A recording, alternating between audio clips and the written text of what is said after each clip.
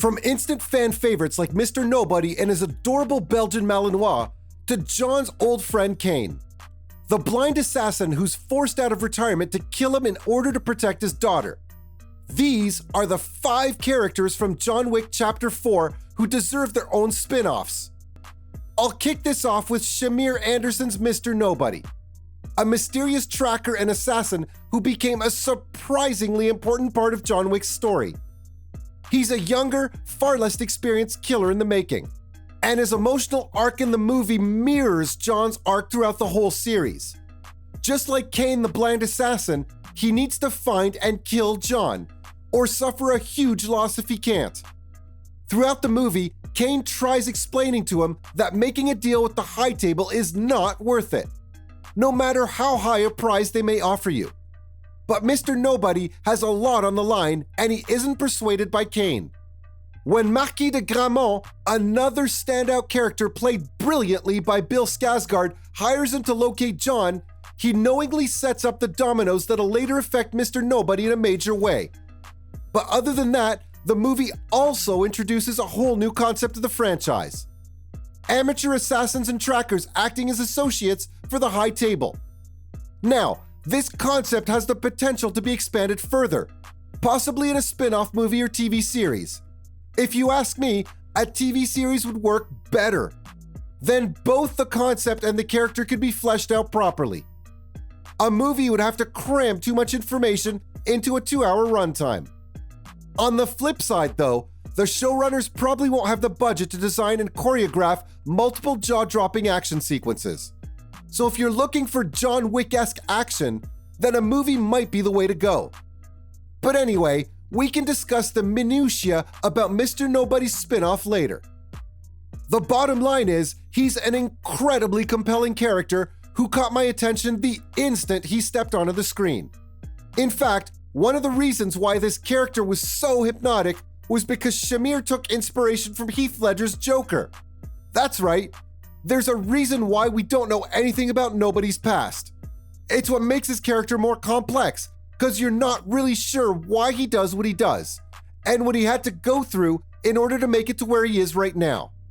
And get this, in John Wick 3, Sophia, one of John's oldest acquaintances, also owned a pair of Belgian Malinois. And this hints at a possible connection between her and Mr. Nobody. If there's another character I'd love to see again, it's definitely Sophia. Because just like Mr. Nobody, she has a complicated past. And it'd be great to see the two of them in a John Wick spin-off together. But there's also a good chance I'm reading too much into this, and that the cast and crew just really love Belgian Malinois. In any case, Mr. Nobody is just one of the characters that fans would love to see more of. Another character who won fans over the moment he stepped on screen was Scott Adkins' Killa Harkin. If you're a fan of Adkins' previous work like me, then you probably loved his performance in John Wick 4. Killa is a psychopathic guy who loves playing games in order to decide his victim's fate. And he'll laugh heartily while doing it. Now, even though he's a heavy dude, he moves like a lightweight. Actually, you know what? I'm surprised it took director Chad Stahelski this long to bring Scott into the franchise. Not only is the guy an amazing character actor, he's also a prolific martial artist who starred in one of the greatest action franchises of all time, the Undisputed series. Sadly, though, he hasn't had a major breakthrough in Hollywood so far. It's the whole deal with martial artists and stuntmen being typecast as henchmen that we don't have time to get into today.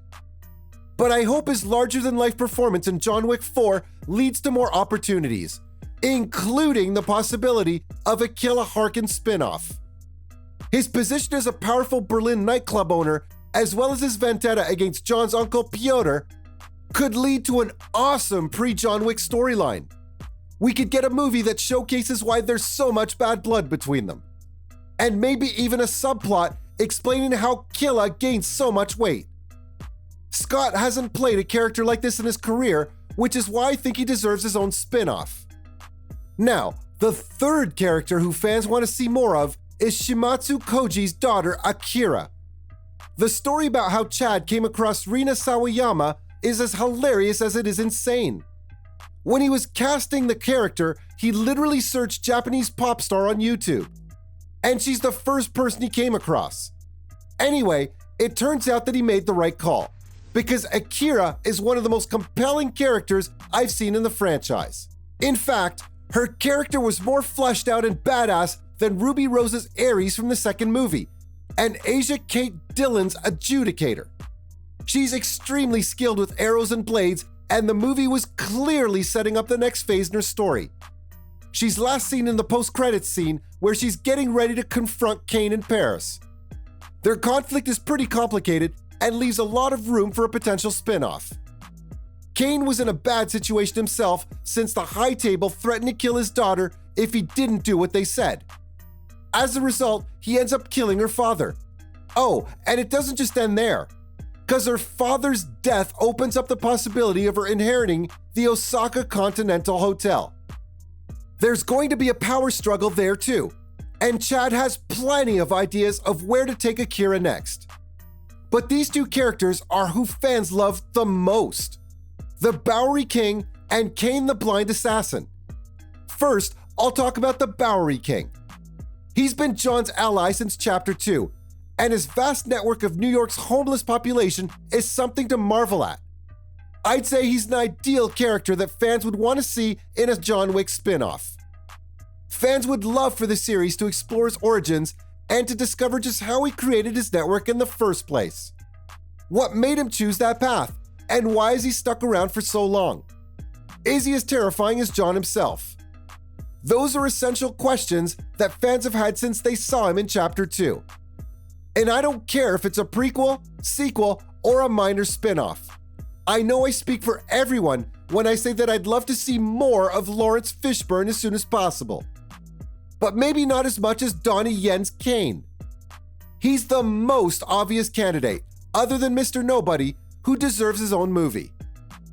Donnie might be new to Hollywood, but he's a megastar in China. If you haven't seen IP Man or Flashpoint, then I highly recommend them, because that'll give you an idea of just how talented he is. Now, Kane's backstory is really similar to John's. He's a retired assassin, has someone he cares about deeply, and doesn't like the High Table all that much. There's so much to his character that's still unexplored. And he could also be a great replacement for John's character. Unless Baba Yaga climbs out of his own grave, that is. He has a reason to go after the High Table, and his conflict with Akira is still on the table. So here's hoping we get news of a spin-off real soon. And that's all I have on the 5 John Wick 4 characters who deserve their own spin-offs.